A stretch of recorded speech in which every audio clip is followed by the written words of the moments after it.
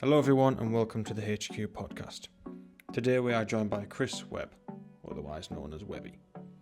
Head of PE at a prestigious secondary school in the northeast, recently announced as head coach at West Hartlepool Rugby Club, where we happen to be filming this episode. We're going to unpick what it takes to be Webby, his life experience and his relationship with mental strength.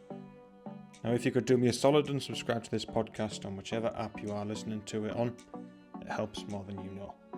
And without further ado, let's get into it. Right, take us back. Early childhood, teenage years, uni, the lot. What's the story? How did you get to here? Really broad question, I know, but take us back. It's nearly 50 years. I know, Christ. You won't be able to tell that from the camera, but no. First for radio. Yeah, 100%. Kid really just very sporty. Like everything, just sporty. Outside, playing sport, playing anything, just wanted to do anything. Any sport going.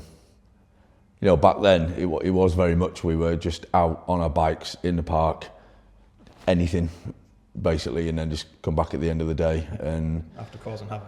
Yeah, probably. But it's just what you did. We're talking back, I was born in 75, so back then we didn't have, in the 80s and stuff, we didn't have your computers and all the things now and other sort of leisure activities, if you want to call them that, but we just got out and played. Most of the time, in the back garden, in the park, and I just loved any kind of sport, really.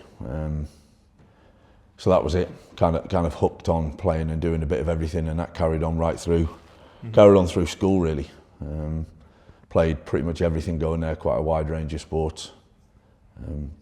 Played a decent level. I was a swimmer, firstly, probably, up to national level until I was about 12, 13.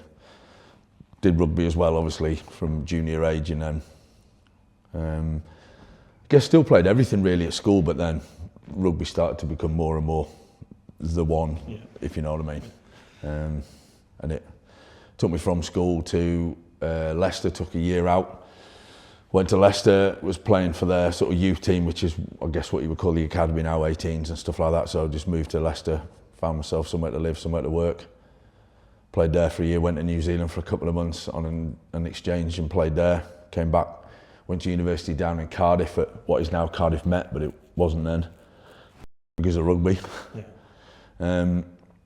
Played National League stuff down there, really, and then that got me contract up here at West Hartlepool in 1997, and I've been up here since. Really. Decent. It's a well-rounded story, and I can imagine it kind of.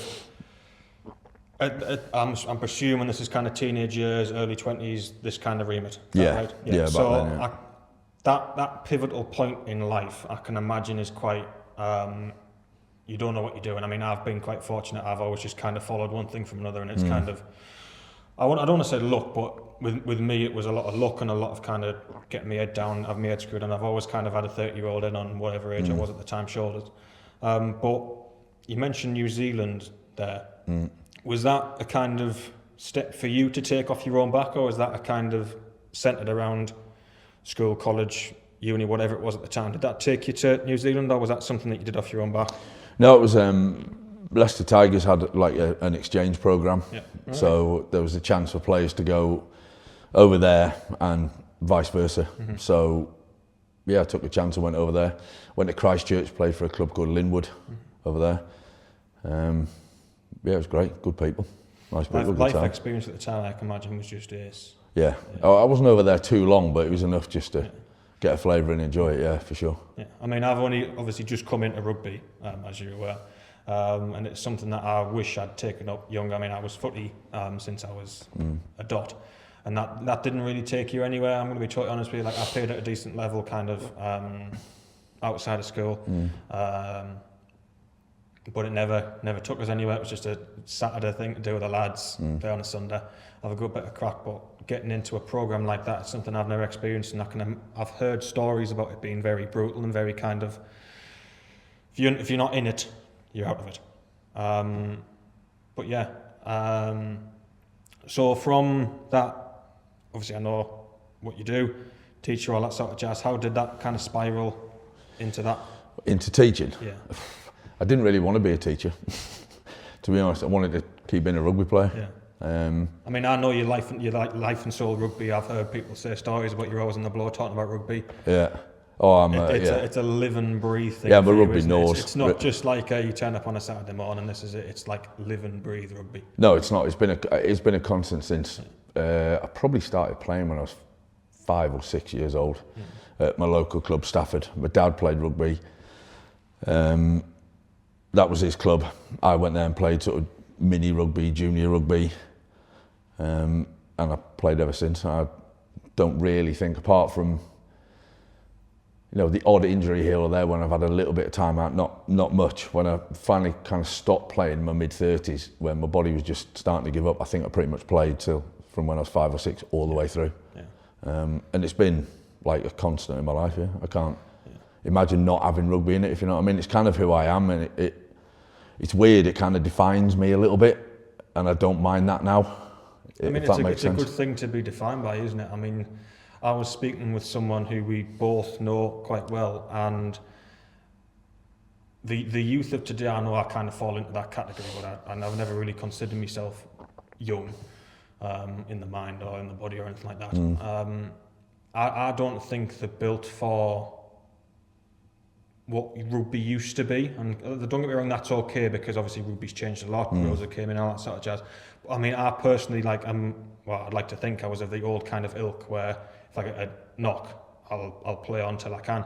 But I think the youth of today, I don't know whether it's like a mindset thing or whatever it is, and I'm sure we'll get onto that at some point when we get into what we're going to get into, but I don't think people are built the same these days. And having that support network, being a young person just coming into rugby, of someone who's been through it, been in the gritter, like you say, from age 5 up to 35 when you literally could not play anymore, having that experience around you to go, get up, do this, it's influential in the sense that you're learning from somebody who's done it. And I don't think there's enough of that today. I think there's a lot of people who are giving it gob who don't know what they're talking about. And having someone, like I say, who's been around the doors, live and breathe it, I'd be happy, if I was you, I'd be happy to have that labelled on me, because it's a trait. It's better than having labelled something else. So I don't ever think, I mean, you clarified it there for a reason, I think, because you think some people might have the opinion that rugby is not a good thing to have associated with you and you live and breathe it, but I don't necessarily agree with that. I don't think it's rugby per se. I think some people worry about what defines them sometimes. Yes. And that they're sometimes not completely comfortable in their skin yet, or sort of the person they are. And like you said there, you are older beyond your years, but some people aren't. Everyone finds, the maturation levels are different for different people, and finding who you are and what you are to some extent, and that's what I mean by the defining. Sometimes it takes longer for people. Some people know right from early on, this is me, this is what I like, this is what I want. It doesn't change much, but some people, you have to move around a little bit, and there's nothing wrong with that either. Yeah. But some people are worried that you're defined and labelled. I think they're two different things, to be honest. I don't want to get too into that, because I'm going to spiral that around into something later on. But I'm in agreement with you. I think the youth of today need to be toughened up somehow. And how we do that, I don't know. But I think it's something that we're going to need to do. I mean, I've always spoke to my dad and all that sort of jazz, and he's been a kind of pivotal point in my life. And I think that obviously, I'm a strong believer that sons are fathers, daughters are mothers, in that sense. I think that's how you are brought up. There's all sorts of scenes out there that I'm not going to repeat, but like, once a cheater, always a cheater, sons become the fathers, all that sort of jazz. I think that's centred around that. Don't get me wrong, if you don't have that father figure role model around you, there's other male figures that come into your life. You hear stories about them all, the celebrities where parents have died, all that sort of jazz, tragically, and then they find this other male figure that raises them, whether it's a granddad, all that sort of jazz. And my dad's been a kind of a real pivotal point in my life, and I think that's why, like I was saying, I've always had the luck, well, I don't want to say luck of the draw, but landing certain things at certain times to be able to propel me to kind of do well. And the mindset that I've got, I think people need to be exposed to that. And I think that, I'm not going to get political here, but various things that are coming in with political parties, national service, all that sort of jazz, I don't necessarily see it as a bad thing, because I think the youth of today need that kick up their arse, because I think it's going to be a bad place, and I don't even like to imagine what manhood, like alpha masculinity, is going to be like in 50, 60, 70 years. Like once my kind of kids come around, I dread to think what's going to be like. I think it's a tough one, really, because I think obviously we're going to come on to it a little bit, but you need to accept it. You need to get things wrong to ultimately get things right. Yeah. And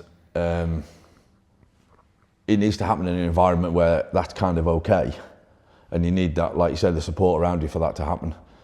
I do believe, people always talk nature, nurture, but you are a bit of a product of your environment. 100%. And if 100%. You've kind of grown up in an environment where it's okay to get things wrong sometimes, it's okay to fail, because you're learning from it, you're growing from it, you're developing from it. It's okay.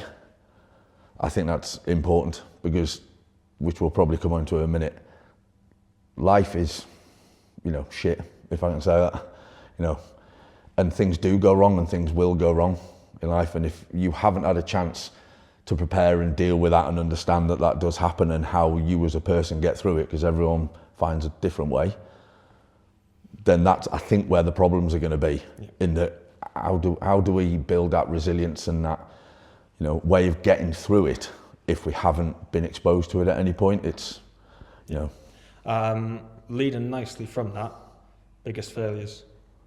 What did you think? I'm going to try that, and it went fucking balls up. Jeez, because I'm going to sound bad now if I can't remember any. Well, it might. I would say probably failings as a person at times are the biggest things. I remember when I was kind of pretty talented at sport and stuff, and I kind of generally got into things and I did okay and stuff was all right. I remember when I first went to university, I was obviously an English guy and I went to a Welsh university, and I played Welsh universities, which is obviously where you go to uni, but the like capped international England students was your nationality. And I was playing pretty well. I was playing my first year, I was playing first team, which not many did, and didn't get picked. Next year, I played against England universities for Wales, played really well, didn't get picked in the students again. And I think my failing of a person then was I didn't kind of own the situation a little bit. I was like, he's not better than me, this is rubbish, they don't look at people here, I don't know, there's a bias against this here, that. And, for 2 years I was chewed about it, and it was someone else's fault, something else's fault, this is fault, something. And do you know what? I think that was a bit of a failing and a wake up and a learning point for me, a little bit as a person. Got to the point where I was like, I can't control any of these things that I'm kind of blaming here. So if I can't control them, I don't own them, I can't control them, I can't change them. So there's only really one thing that I can directly control and own, and that's me. So what am I going to do about it? I can't keep accusing him of not being so good, or them for ignoring me, or something else going on, until I finally went, actually, I just need to get on with what I'm doing. And in the third year at university, I was just concentrated on playing. Again, played Welsh universities, did well, and then actually got called up for the training session. It was, I think, over the Christmas New Year for England students, and then went on to get 3 caps that year for that one. And that was probably because I'd actually stopped trying to blame anyone and everything, and actually, So you talk about big failings, that was probably not something I went for and missed, but as a person, that was a failing that in myself big time. I thought I was. There's a quote by someone who I'm going to come on to mention. He said it on a podcast, and it's a bloke called Alex Hormozy. I don't know whether you know the gentleman. No. Hyper successful dude over in America. And he says, centered around this kind of, I'm not good enough, all that sort of jazz, he's better than me. It's outwork your self-doubt. And I think people, when they find themselves in that situation where they think, yeah, he's better than me, but I've not been picked for a reason, you outwork that doubt to show them fuck, I'm in there. That was the thing. I kind of thought I was good enough, and I knew I was good enough. But doubt crept in, doesn't it? But I was blaming everything else and not owning the situation and going, do you know what? I can only work on myself. I can only control myself. So stop worrying about all those other things. And actually, I'll just go and play. I'll just go and play what I'm doing and get on with it. And it was almost like if they pick me, great. If they don't, I can't do anything about it because I can't control other people after a certain point. The only control I had was playing well against them and repeatedly being seen. But if they still didn't want to pick me, there's not a lot I can do about it. And it took maybe, a couple of years of me being probably a bit chewy with everything, if you want me to be honest about that. And that was kind of, looking back, a failing of a person, a bit of a growing up moment of, if I don't own it, can't control it, I can't change it. So I think everybody needs to learn that at some point, definitely, because 100%. you're constantly trying to, it's the ego, and that's something that I personally have worked very hard on with Andy through his Missing Piece program and various things like that, is my ego, I want to say 2 years ago, Christ almighty, like genuinely, just an absolute arsehole. You wouldn't have wanted to know me. But now, like, don't get me wrong, I'm not saying that ego's a bad thing. Ego harnessed in the right way, phenomenal. Yeah, you've got to back yourself and believe in yourself. Exactly. Having that positive ego, when you fuel that and when you connect the dots with that, you can achieve anything. But that twatty ego, that kind of... It's the ego that you project onto other people is the one that you need to get rid of. And I've been guilty of that over time as well. Well into being an adult, 100% I have. I'm quite opinionated and it can come across the wrong way at times, and I don't mean it to, but I understand that it has probably been perceived that way in the past, that I'm thinking I'm better and so on, and I don't necessarily think that's what I thought, but sometimes it's how you act and how you say things with other people. You've just got to check yourself a little bit sometimes, and some people are very emotionally intelligent and mature and get from an earlier age, and some people you just kind of got to get it wrong sometimes, and I've got it wrong at times. It's the failures, isn't it? And so that's kind of centred around this question, is the failures and learning from the failures. I don't like. There's obviously quotes out there and all that sort of jazz saying there's no failures, there's only lessons. That's what I mean. You can flip the failure. You don't fail, you learn, and if you have that mindset, then that's how you grow and develop. If you're not prepared to fail, you will never fully succeed, because you just won't. Every failure will be your ceiling, and if you're not prepared to work through that, you will never break that ceiling. So you won't achieve your actual potential until you're willing to just see where it takes you. Something which I think I've tried to say to you guys out there sometimes is that we've got to create an environment. I guess is what comes back to what you were asking initially about the kids and the youth and all that. My job, as a teacher, but with you guys training here, is to create an environment where you can fail and you can get it wrong to ultimately get better and be the best that you can. And if you are worried about failing, then ultimately I don't think you'll ever actually achieve what you're capable of. Yeah, I'm in wholehearted agreement with that. And I mean, there's drilling that into the youth of today, especially out there on that field, West kind of in general. It's getting through that principle of dropping your ego and going, don't kick off that you're failing. Don't get me wrong, I shout and ball all the time, but that's my way of kind of going, that's my way of drilling into my head, not kicking off at other people, of going, that was a mistake, but learn from it. And there's always that kind of issue of going, and I think people should do more of it these days, is going, how should I do that better? Where do you want me in there? Pulling you aside, going, how do I do this? How do I do that? It's asking the questions and never being afraid of asking the questions and never being afraid of fucking up. Failing and getting it wrong does hurt. You know what I mean? Some people just don't want that hurt, or don't know how to deal with it is maybe the bigger thing. So they try and avoid it, and that maybe comes back a little bit to it was the pitch's fault, it was the weather's fault, it was the opposition's fault, that it was the ball didn't do this and that didn't do the other, because ultimately that's easier than facing up to the failure that was probably you, and it isn't. You just got it wrong. You just went wrong, and I think we've got to be in a position to find ways to fail, get it wrong, realise that life at times is shit and it's going to go wrong and it's going to slap you in the face. And if you don't accept that's going to happen, you're going to be in trouble, because it is. You know, nothing is ever going to always go right. So you've got to find ways, I think, to navigate your way through it a little bit, and it's different for different people. Yeah, you've got to control the controllables, haven't you?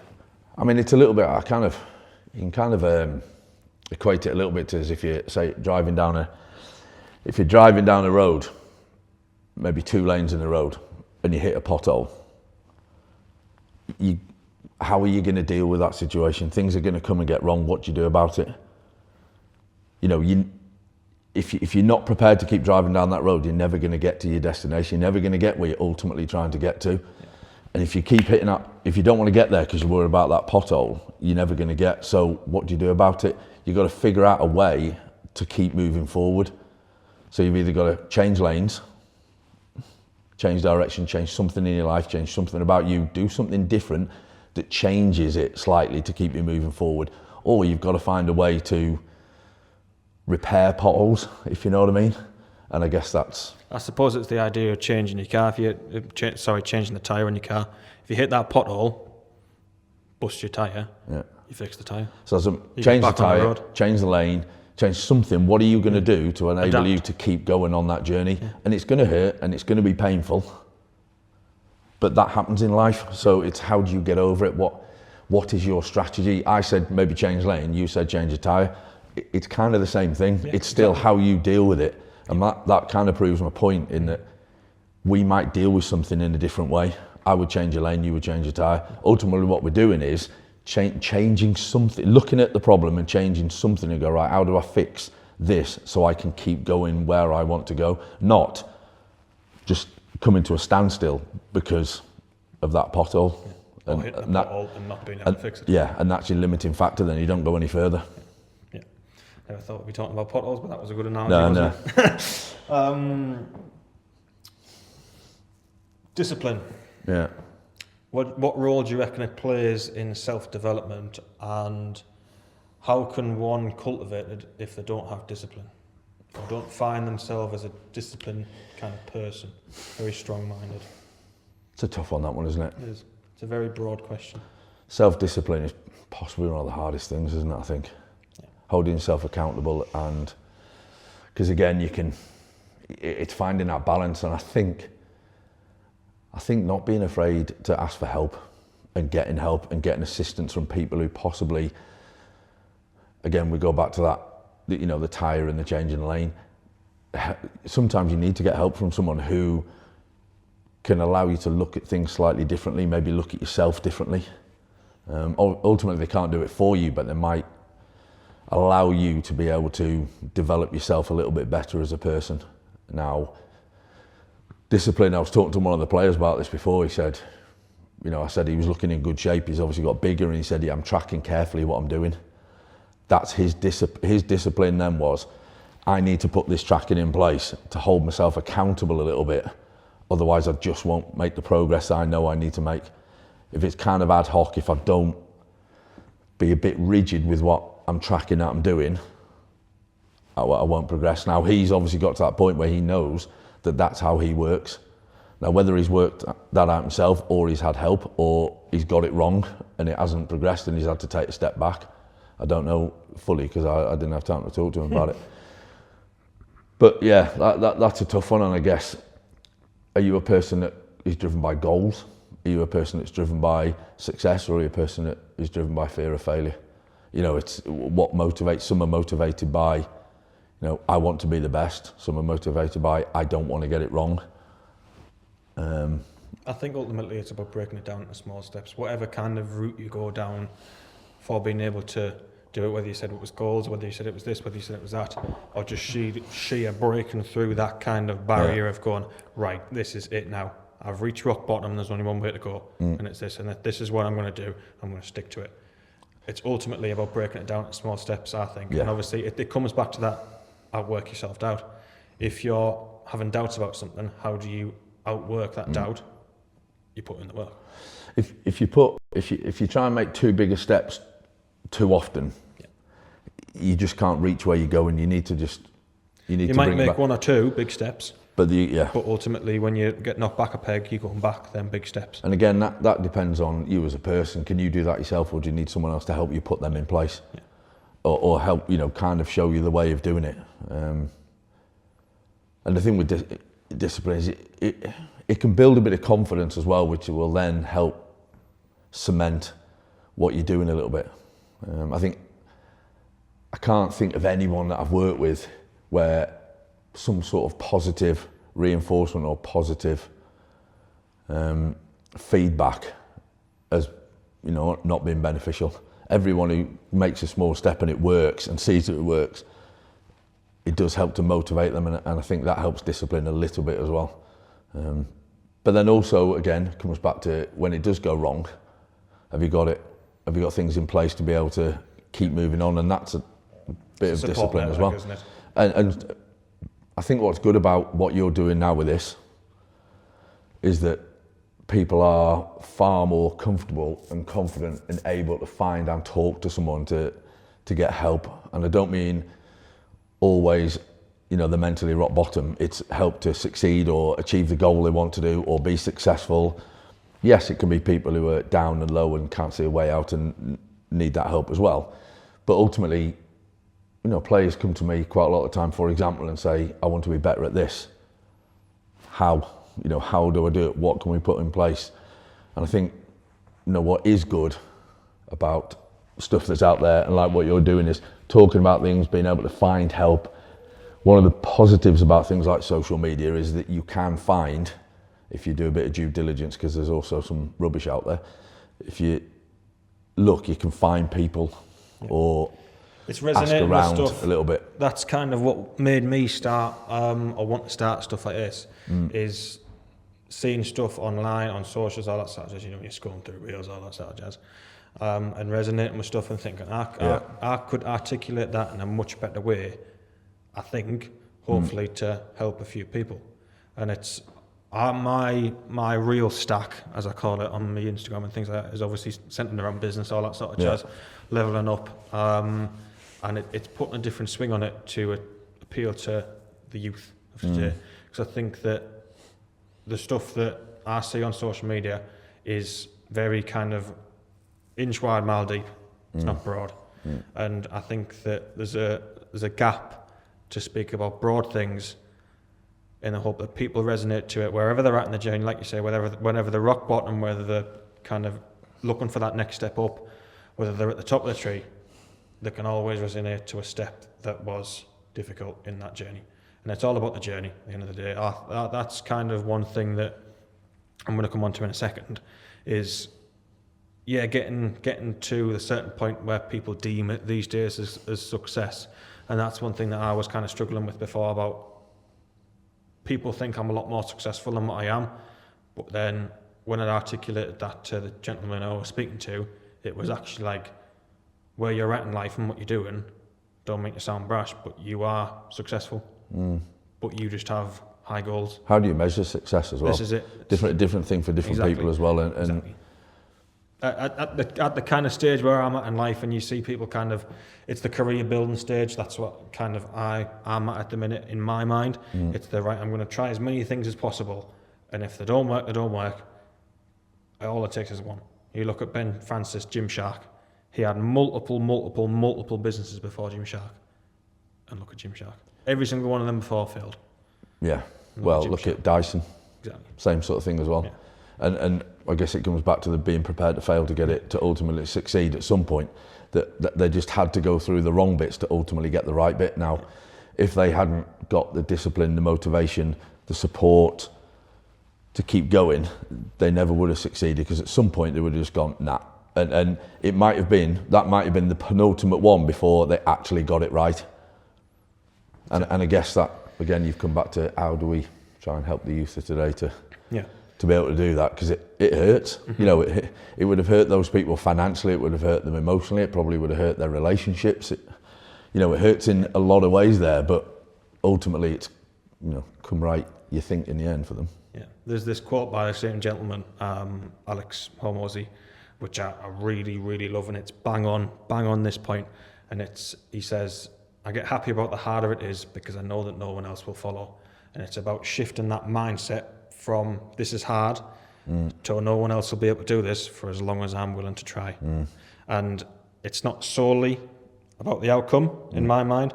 It's about the journey and the gratification kind of derived from each step.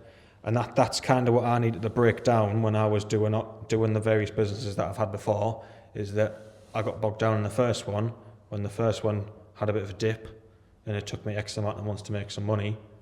It was, shit, I failed, I'm not good at business. Yeah. Because you're in that kind of bang of going, well, comparing yourself to this person who's got it right and is flying doing what I'm doing in comparison to what I'm doing, and it's not working. What do they say? Comparison is the thief of joy. Exactly. Don't they? And that's the realisation of going, actually, fuck that. I'm willing to give this as good of a bash as possible for as long as possible until it works. But and it's also being a kind of aware enough to go, not being outcome driven, but maybe being more process driven. Yeah. And some people only see the outcome, but there's a big process that has to get there, and if they fail, it's a total failure. And you go, you're looking at the wrong thing because you haven't got there. Why don't you just work on the process a little bit first, or focus on those a little bit? So yeah, you know where you ultimately want to get to, but then come back a little bit and go, right, what's the processes that need to go in place? And actually enjoy the thing as well. You know, too many people just don't seem to enjoy it a little bit. The first business that I had, I never enjoyed the first 18 months because it was just nose on the grindstone and you were working, and I never really allowed myself any time off, and it was just constant shit because it was like, right, I'm trying this, it's not working, I'm trying this, it's not working, I'm trying this, it's not working. And then it worked. Yeah. And then you pivot and you adapt and you learn from the shit that went wrong. Yeah. And you're building it and building it and building it and building it. Yeah. And I think obviously it's the discipline and the risk that yields not only success, but I want to say personal growth. Because you could have I'm not blowing my John Trumpet here, you could have given up the first hurdle, and many people do. I wanted to. Oh, it'd be much easier to just not do it. But it's the support network around you of going, how's that going? And you don't want to disappoint them. That's one thing for me. Like my dad, he's done all sorts over the years. He started as an apprentice builder joiner, started his own joinery business, glazing business, went on to roofing, all within the same kind of bracket, and then moved on to what he's doing now. And it's that, seeing him do that, seeing him work until 3 a.m. when I'm at school, all that sort of jazz. It's seeing that process and going, he's done that. Yeah, that's what it takes. But ultimately, it's not what it takes. It's the not giving up. But that's the driver for you, though, isn't it? Yeah. That's the fire, and that's the fucking firework up the arse of going, I'm not going to give up on this because he didn't. I think the thing that worries me a little bit now, you see it occasionally, younger ones, if they don't care about anything, like they have nothing that really interests them or bothers them or anything that they focus on. What do you like doing? COD. Yeah. What do you enjoy? But I guess even if this sounds really daft, but even if someone just loves playing on one particular computer game, at least they kind of found a passion or an interest in something. It's the ones who just seem to be apathetic about literally everything. They can't commit to anything, focus on anything, buy into anything, commit to anything. They're just... This is it. And that's what worries me the most. It's like there's nothing that you can seem to pick or focus on at all in anything in life, and they're just beige on everything. And that's what worries me the most, I think, is, and I guess that's probably because I just don't get that. I don't understand how there's not something there but they can't seem to commit to anything, whatever it might be. They might just love playing a musical instrument, they might love playing a particular sport, they might love reading something, whatever, but at least they've shown that they can commit, find something they're passionate about, find something that interests them, find something that they can connect to. And it's the people who can't do any of that I worry about the most, because I'm like, I don't really know. Yeah, and this is the thing, like, I'm with you, and it's the kind of, yeah, at least they're trying to do something musical and all that sort of jazz. But in the modern age that we live in now, you can make so much money from doing something as simple as that. Yeah. You see people on TikTok posting a remix of them doing something, playing a musical instrument, and it goes absolutely viral. Sponsorship opportunities, X, Y, and Z. I know, and I guess this is what people of kind of my generation, a little bit older, don't get. They go, they're not doing anything, they're just doing video, and you have to stop and go, well, actually they are doing something. Yeah. You know, that they are, it's just not what we would have done, and it's not what we grew up with, but they are doing something. Yeah. They are spending a lot of time, committing a lot of time to it, something they're clearly passionate about. It's just we grew up in a world, you know, I didn't get, you know, mobile phone. It was when I came up here in 1997. So what was I, 1997, 22? So I was, would I have been? Yeah, 22. So I've been 22 when I got on. Kids these days, they don't know a world or life without that form of technology. So yeah, to us, and I kind of, you know, I've said it to family members and stuff before about kids on laptops, computers. I go, oh, they're always on that. I go, that is just the world today. They don't know any different to that world. It's because we grew up without that. Yeah. You know, so for us, it's, blimey, do you not do this or do you not do that? That doesn't mean that I say that they should spend every minute of every second of every day. That's not what I'm saying. What I'm saying is that is their world, and some people make huge money off the social media world and TikTok, but that is their passion and their interest and the thing that they focus on and commit to. And they will have got, again then, they will have got a lot of things wrong. They will have made an awful lot of absolute rubbish that has just failed and got no interest and no clicks and no likes. But they've just carried on going and carried on going. So at least they've shown the capacity to work and commit and a passion for something. And I think we need to be careful not to dismiss, you know, people because it's different to what we know or something we don't understand. Yeah. I once said something, there was this app called Clubhouse way back when, and it was like a live podcast style thing. And we were talking about kind of a generational thing. That was what the title of the podcast was. And it was centered around the older generation thinking that the younger generation have got it easy. But then I chirped up, as I do, and I said, if the world wasn't evolving, we'd be in a very stagnant place, in the sense that my granddad said that my dad's got it easy. My dad said that I've got it easy because of all of this technology out there. I'll say to my kids, you've got it easy because I had to do all this sort of jazz. The world's a constantly evolving cycle, and I think that the youth of today, yes, you can make a lot of money doing building trade, doing property, doing all this sort of jazz, but you can make a hell of a lot of money doing, like we say, online stuff. And don't listen to the naysayers in the sense that going, oh, you're doing that, it's not a job, that, yada, yada, yada. If it pays the bills, it pays the bloody bills. But, you know, in some ways, the youth of today have it a little bit harder, because when I was a kid of that age, it was me phoning my mate or going around and knocking on his door, mainly on the door, out on your bikes. You know, people see that meme where you know where all the kids are because it's the house with all the bikes outside. Yeah. But it was us, and we'd go and play something, we'd do something. You know, we'd do something stupid. It was seen by 3, 4, 5, 6 people we were with. You have a bit of a laugh about it. That's it. No one was videoing things. Nobody could see anything. Nothing was online. You had nobody bullying you, passing comment on about this, on about what. It was just like dead simple. It was you, your mates, no one else. No one took photos, videos. It was not seen by anyone. It was not judged by anyone. You just kind of got on with it. Nowadays, kids or the youth are bombarded at all angles by people firing opinions. I'm so pleased I had a snippet of that kind of youth.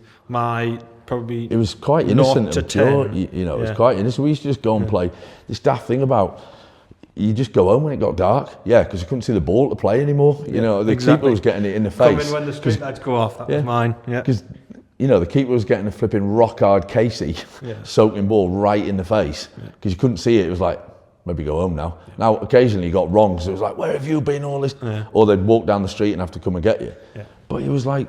It was what it was back in the day. Like I say, I'm quite glad I got a snippet of that before phones came out and all that. And there was no pressure then. Kids today have a lot of pressure. They just feel like they're being judged, or they do judge, or, you know, they're just exposed to a lot of stuff, and some of it is pretty horrible, to be honest. And pretty judgmental and pretty negative. And how do you think someone cultivates that ability to not listen to the comments? Because don't get me wrong, obviously we're sat here promoting, listen, do this, all the stuff on TikTok. This is what they're doing this day and age, all that sort of jazz. Like you say, there's a lot of, I want to say hate, but dislike and comments out there. Do you know what I think? Nobody likes to be criticised, and no one likes having things said about them. People who say, "Oh, genuinely never bothers me." I'm like, it bothered you a long while ago. I get that. Yeah, you can kind of rise above it. It bothers you at some point. Yes. What you learn, I think, what I've learned is, I can't do much about that one. If that's your opinion, if you're going to say that about me, there's not an awful lot I can do about it. And the circle of sort of family, friends, people like that, they know me. That you're somebody who barely knows me, that might be watching this now and go, he's dick. Yeah. All right, you might think that that's your opinion. Now, I'd like to think the people who know me a little bit better, hopefully don't think I am. But there's not a lot you can do about that sort of thing. But maybe that takes a bit of time of just getting older and going, I'm too old now to care about that now. I think it's understanding the fact that shitty people say shitty things about people who they don't know because they feel shitty about themselves. Oh, it can be a terrible place. Yeah. Like you see stuff, and this we come back to the kids today, the people today. We could be chatting now online, and Twitter or X, wherever it is now. I think that's one of the worst places. I think it's like awful. It could be like, Nick, name me 3 favourite fruit, and you go orange, pear, apple. Why don't you like bananas? I didn't say I didn't like bananas. You asked for my 3 favourite. What have you got about bananas? Why do you hate grapes? I didn't say I hated anything. You asked me what my 3 favourite was. Yeah. And you just and it's that, and you just become attacked, and you think, where has that come from? And that's a sad part of society we're on today, and that's a hard thing for kids and the youth and people growing up now, is that it's difficult to have that confidence and that courage of the conviction of this is what I believe in, this is me, and this is how I feel, and this is what I want to do, because people always want to pick it apart. Yeah. And another example, you see somebody, they go online and they ask, like, a former rugby player, what's the best team you name, pick a team of 15 players, the best you played with, and they pick it, and somebody else comments in and pulls it apart. It's like, they were asked their opinion of the players, and you're just like pulling it apart, saying, what, no, this, and I can't believe that, and he's talking rubbish. It's like, I don't get where people are coming from there. I think it's just pretty awful, if you want me to be honest. It's rising above it, isn't it? I think, and it's learning that ability to rise above it. Like I'm past the stage now where I don't really use socials for social reasons. I use it more for promotion, all that sort of jazz. Like my own page, Nick Benny and his page, is 90% of it business related stuff. Yeah, It just keeps it clean. There was one video that I had that went semi-viral on TikTok, and there was some weird stuff on there, but I just liked it, and it's over and done with. Like, you don't lose any sleep over it, because at the end of the day, that's their opinion, isn't it? But that's the thing, but it takes different people, different lengths of time and stages of their life, or where they're at in what they're trying to do and where they're trying to get to, before they can kind of deal with that sort of thing. Yeah. And you can't judge one person for still reacting to it a little bit, because at some point it gets to everyone. But yeah, I don't really engage on social. Like with the lads, the only time I probably use Instagram more than anything else, and sometimes just sharing like video clips of rugby and bits like that with everybody. So just life and soul of rugby. But do you know what I mean? Rather than engaging with people on it, I just use it for more of that sort of a purpose, and find information and send it to people. I'm too busy to be doing all of that crap at the minute, and I think that's what people need. If you've got that fire in your belly that you want to do something, just get busy. Don't be a busy fool. Just get busy doing the stuff that matters, and don't listen to the noise. Yeah. Just keep your head down, just get on the fucking grindstone and just do it. Yeah.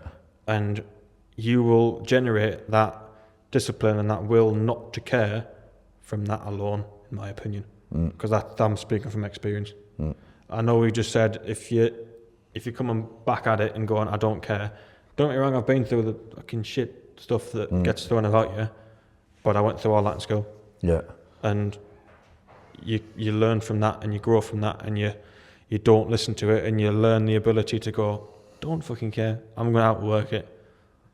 Success is the best revenge. Yeah, no, I get you. I got bullied a bit at school, and I found it tough sometimes, and I found it took me a while to find the right way to be all right with it. You know, I became a bit of an idiot, probably became a bit of a bully myself, to be honest, because I thought that was offence was the best form of defence. Yeah, that's towards that sort of thing. When I was talking about my ego, that's the kind of switch that I flicked of going, I wouldn't say I was bullied, it was just a kind of lad crack, I never used to really get it. And you just used to either go hell for leather or just shrug it off or get angry. And it was that losing me rag, and that's why I'm kind of glad I found rugby, and everyone in my kind of household at the time was like, you are so much more chilled now, because I used to just flip me fucking lid at anything. I literally, and just go absolutely mad and just lose me rag and fucking effing and blind and all that sort of jazz. Yeah. But it's finding that something that keeps you grounded, whether it can be a person, it can be a job, it can be getting up and going for a walk. Exercise is obviously a pivotal point, and it's finding that thing which keeps your head screwed on so that it doesn't blow off when shit hits the fan. But totally different people, different mechanisms. I lose my rag quite quickly, but so what I do is I'm not a moody person, I don't get in moods. I think it's a total waste of time. That's me, and I don't get people. What I'll do is I'll probably lose my rag, I'll explode about something, deal with it, move on, done. Yeah. I'm finished with it. It's annoyed me, I've had my bit. Or if you have a disagreement with someone, it's out, done. I get cross, I get angry. You know, my daughter probably says she knows where I am. You know, I'll if she's annoyed me or I'm annoyed, I'll explode, lose my rag, done, move on. She went, but I know you'll never be in a mood. That's it. You've left it, drawn a line under it, onto the next thing. Yeah. And you know, some people go quiet, some people go angry, some people get emotional, passionate. People are different. I guess it's how you deal with it. And again, the ability to then deal with it and move on. You've got to find the mechanism that allows you to deal with it and move on. Yeah. Because it's going to happen and it's going to come your way. Yeah. Eh? You learn that from doing it. Yeah. Yeah. And that ultimately comes back to the failures/lessons. Yeah. Definitely. Yeah. There's a bit of a brief to this one.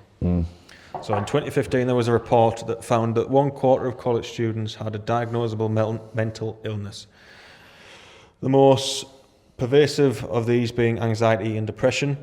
Suicide rates among students are 3 times higher than it was in the 1950s. This kind of report was deduced that students are afraid to fail. They're deemed failure as catastrophic opposed to the normal part of life's learning. And obviously we spoke about this a little bit. My question is, how do you think we turn this around? How do you think this is best to instill in the youth of today that it's okay to fail? I think it's got to probably start at a younger age, where you can't always make decisions for them all the time or avert them, because you can see what's going to happen and you try and cut it off at the pass so it never happens, and then therefore never have to deal with, you know, something going wrong, and then how to develop resilience. It's a tough one. You've got to create the environment, you've got to create a safe kind of environment for them to learn, for them to get things wrong, and then be there to help them learn from it, because that's where I think they need the most help. It's probably not always to stop it happening to them so they never experience it. It's to be there to pick them up and help them learn how to get better from it, how to recover from it, how to deal with it, how to maybe see it coming next time, rather than, because if you keep putting it off and putting it off and putting it off for them, and I guess this is why this report says that university, so they go through childhood, they go through school, where, you know, it's tough to let them fail, or you don't let them fail, or you keep putting things in place to help support them, or you back them up, and then all of a sudden they go into a slightly bigger world and things go wrong, and they've maybe moved away from family, moved away from that network that they've always had around them, and then when it does go wrong, they don't have the ability to be able to deal with it, because they've never learnt from a younger age that, yeah, like we've said before, life can be hard. So I think How do we develop that? I think we need to help put an environment and things in place whereby we can allow them to get it wrong, but then have support and processes maybe in place to allow them to learn and develop from it. So instead of stopping them from failing, control it almost. You know, allow it to happen, but then be there. How do they learn from it? How do they develop from it? And that's for me the key, where we have influence, be it parents, be it, you know, school, be it coaches, be it whatever, how we can provide the support that they need then to learn and develop and move on. That's probably where I think we're best used. Yeah. I mean, I can only kind of speak from my experience, because obviously I've had a window of this youth of today. Yeah. Throughout my early teenage years, 6 weeks holidays, Just hitting the bottom. I was always rolled into. My mum and dad have got a manufacturing business. Yeah. I was always rolled into there over a summer. Yeah. With two blokes. Yeah. Typical blokes. Not that there's any such thing, but typical alpha blokes in the workshop. And being in that environment for 6 weeks, towards the end of my kind of school years of having them 6 weeks holidays, Yeah. I'd look forward to them, because it was like I've learnt the lessons throughout year 7, year 8, year 9, year 10, that when it got to like year 11, college, when I was working in there, you had the respect because you'd already fucked up, learned, been shouted at, been in that scenario, but they go, this is how you do it. Yeah. Like, what the fuck have you done that for? Yada, yada, yada. As blokes talk to each other, alphas talk to each other. Yeah. Learning from it, doing what's next. And it's been, like you say, it's that environment of going, this is I'm putting you in the scenario, and I'll never ever not thank me dad for it. It's you're coming down here and you're working. And it's been, I never understood it until later in life, where it was like, that was a lesson. That was me going through that. And I'd like to think, and I know that we've never actually said it, but it's a respect thing, that you've been through that shitter of going, but you've proved yourself. And it's been exposed to that environment where you are going to fail in this environment, but we're here to support you and make you grow. Yes, it's going to be shit. It's going to be absolute torture for 6 weeks. So I'm not being funny. Like, you come from school, you waltz in at 9 o'clock, you have a lunch break, you have a break at 10:30, whatever it is, you have a lunch at 12, you go home at 3, cycle that round to you're in at 8 o'clock, you don't stop till 12, you have half an hour, you don't stop till 5. Lifting shit, drilling shit, cutting shit. It's a very different scenario and a different environment from being in school, sat at a desk learning. And I think that should be promoted more these days. That kind of getting in an environment, it doesn't have to be that one, getting in that uncomfortable scenario, get comfortable being uncomfortable, as people say, learning from it and growing, that toughens you up so you don't experience said stuff. Don't get me wrong, I've been through a couple of them spells, but it's the ability and the methods that I've learned to be tough that pulls you out of it. Because I think when you get stuck in that rut and it's a cycle and you don't know how to get out of it, it's a fucking dangerous place to be. Yeah. Well, you haven't learned or developed the skills and abilities to be able to get out of it. Exactly. You're reliant on someone else pulling you out of it because they've always done that for you. Yeah. And that's no way to live. And I guess we come back to that, 2015, survey that's about the students, is that they've always had someone there to pull them out of it. But actually what they needed was someone there to help them find their way out of it. And there's a difference.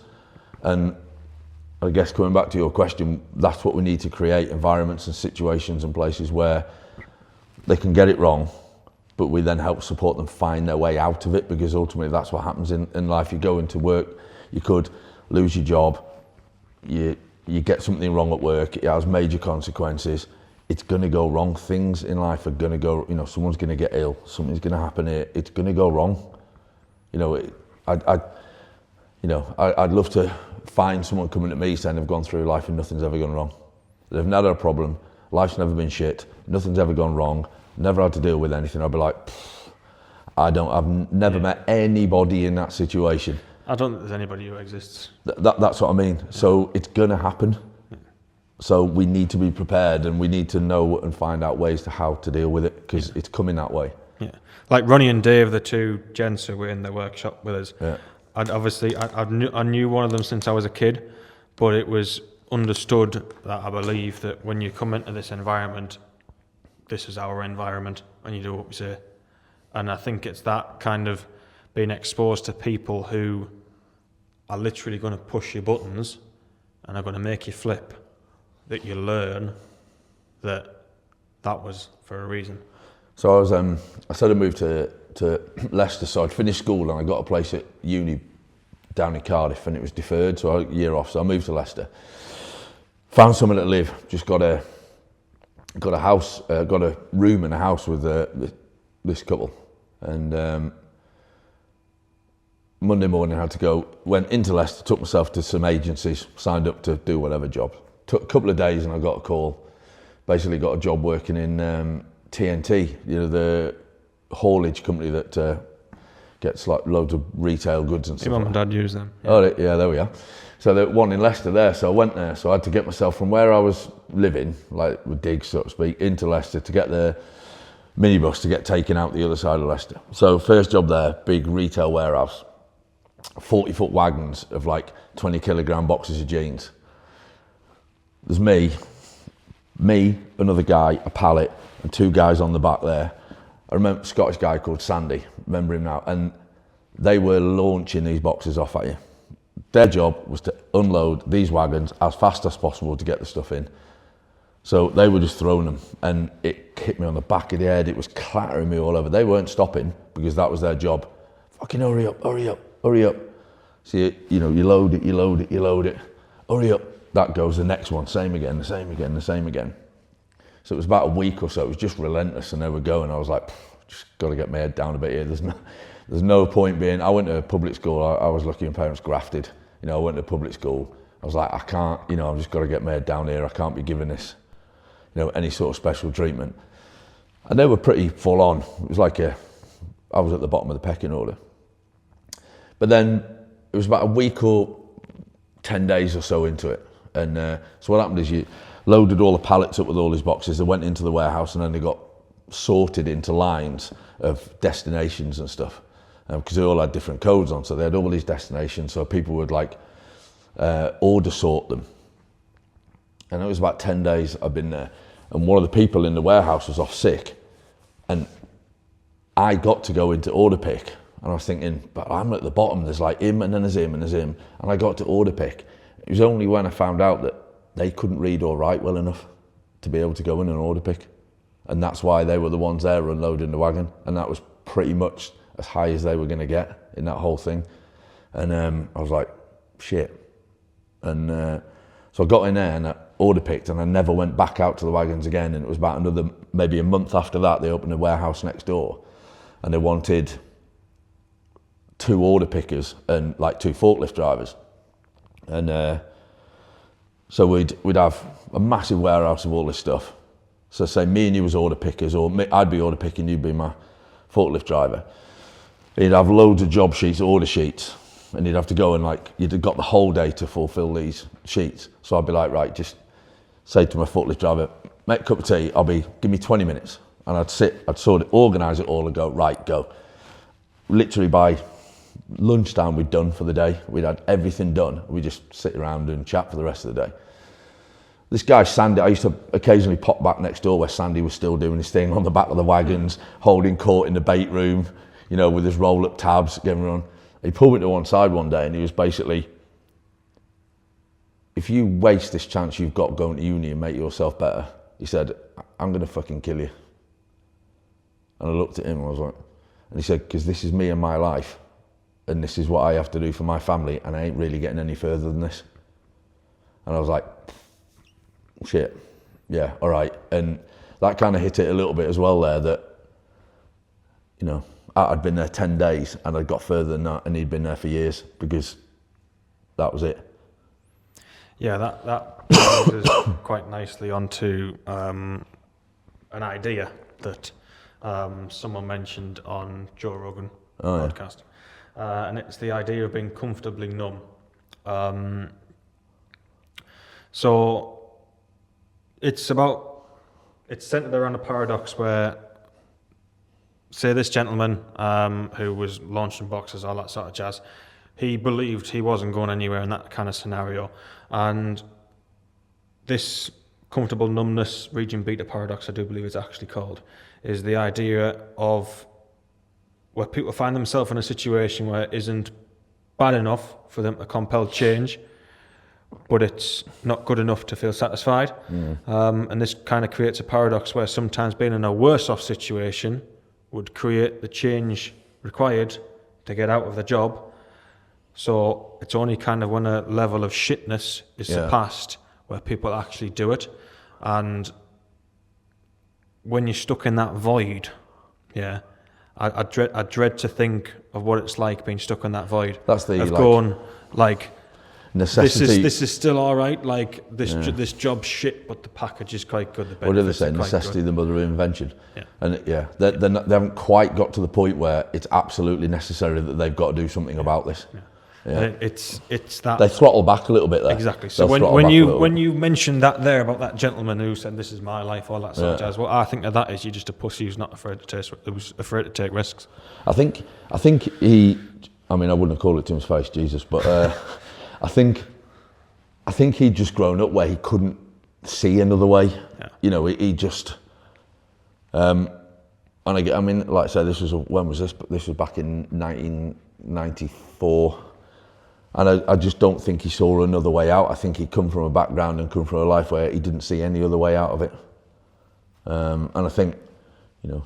I mean, we can brainstorm the ideas, can't we, in our heads. But how things have moved on, I guess, a little bit now is hopefully people are acutely more aware. And this is where modern world of social media and everything can be more beneficial, as people can see there is more out there, or there is a massive world, or more options, or more opportunities, or...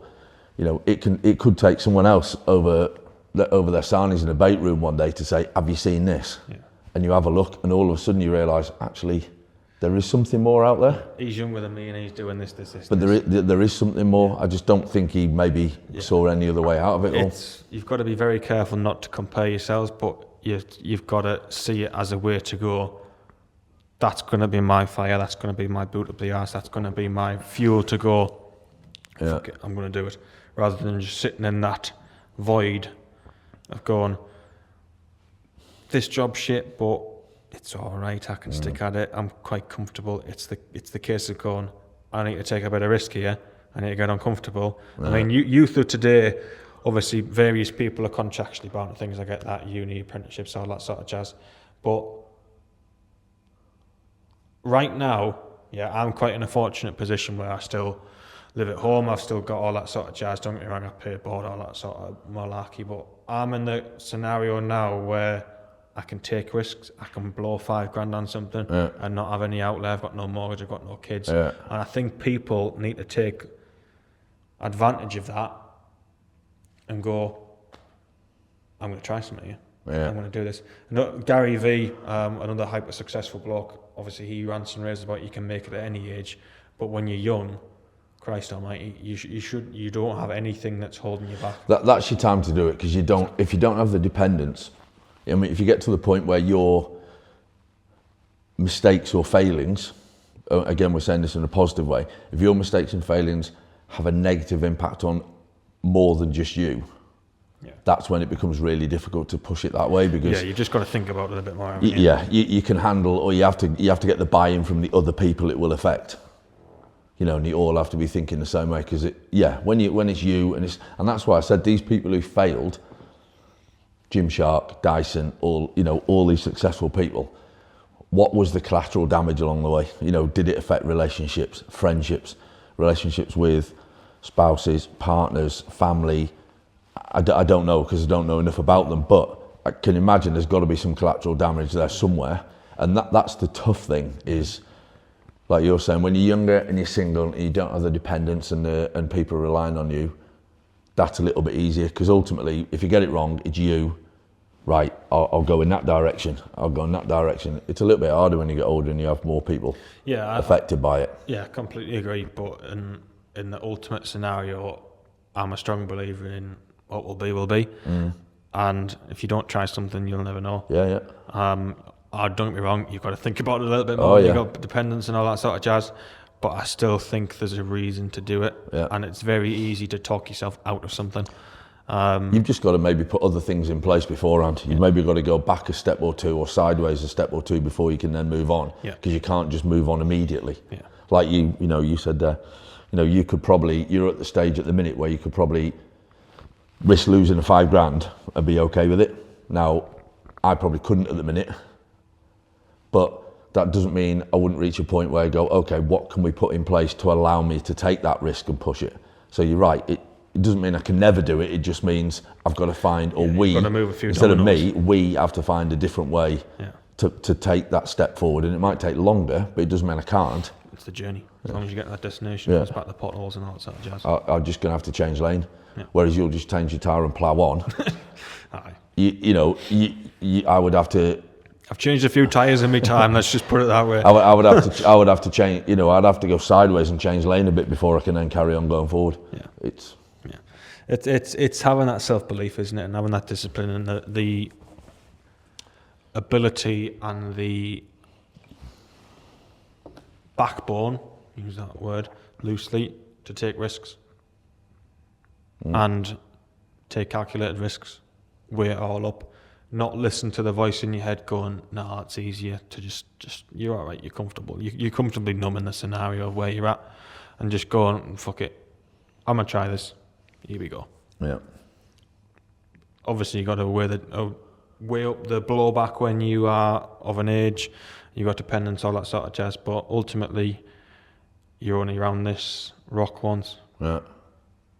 That's the way that I look at it, and that's the reason why I kind of graft so hard. I'm not one for self-praise. You've seen as in here when I get all sorts of stuff and X, Y, and Z, and people come up to us. I'm not one for self-praise, but I will say that I will do something as hard as I can until it fucking works. And if it doesn't work, I'll learn from it.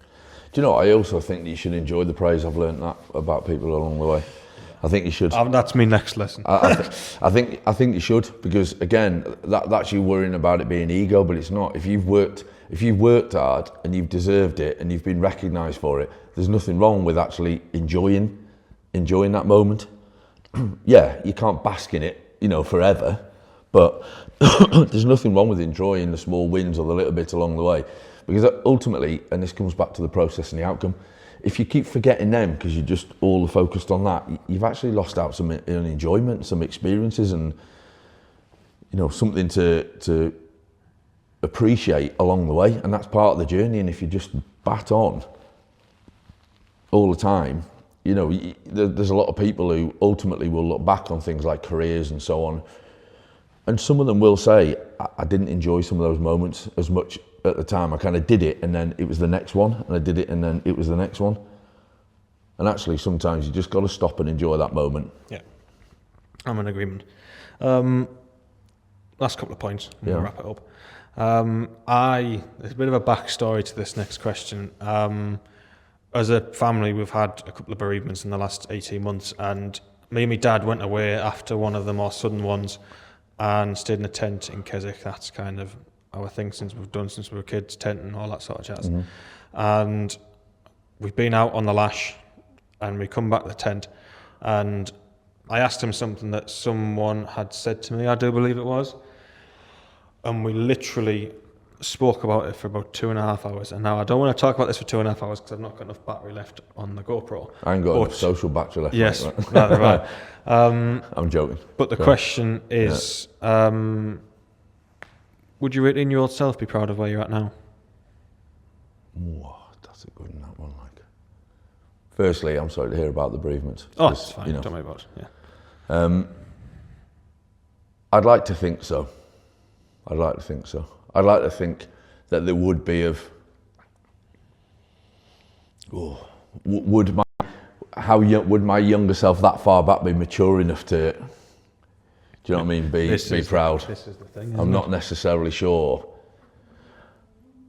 Yes, in some ways, but I'm not necessarily sure I would have been mature enough back then to appreciate maybe the person I've become now, in terms of, you know, how I am, you know, towards and for some people. I think, you know, I'm a people person, and I like to be there for people, and I like to help people, and I like to make sure people are all right. And I'm not sure if I'd have been mature enough back then to realise that that was a good thing or a successful thing. I hope so. I think that answers the question. I think that answers the question in the sense that you would be, because your 18-year-old self wasn't capable of cultivating that emotion. I think, yeah. I think you've answered your own question there. I think I kind of would be. Yeah. I'll let you judge that. I think I'd be proud of the fact that back then that I'd developed the ability to be able to cry and or crack on. And what I mean by that is, again, when things don't go your way, you can cry or crack on, or you can do both. And what I mean by that is, you can either sit and cry about it all the time and go nowhere, or you can just ignore it and just crack on with what you're doing, or don't be afraid to do both. There's nothing wrong with being upset, being bothered, being affected by something, but then allow yourself to get on with what you're wanting to do. And I think I'd be quite proud of myself to have the ability to ride things on. Yeah, you get upset, get affected, get bothered by some things, because it happens, but then be able to crack on with what I'm trying to do and the person I'm trying to be, and, you know, where I'm trying to be with life. Yeah. It's a belter of a question, isn't it? It's a good one. Webby, it's been nothing short of a pleasure. Yeah, no, mate, it's good. I've really enjoyed it. Genuinely, there's I get the feeling we could probably carry on for quite a while here. Yeah, I think we could as well. We're going to get kicked out of the club here, aren't we? I've looked, and there's someone looking at us a few times. I know, But yeah. Trying to blank them out if they're looking through the door there. It's been nothing short of a pleasure. And no doubt we'll do it again in the future. I've got a feeling that we probably will on a slightly different... We'll have a part 2 at some point. Yeah, I think we probably will, won't we? I think there's probably bits we've scratched that will go again, but I've enjoyed it. It's been fun, mate. Bro, thanks, bud. Appreciate you having me on.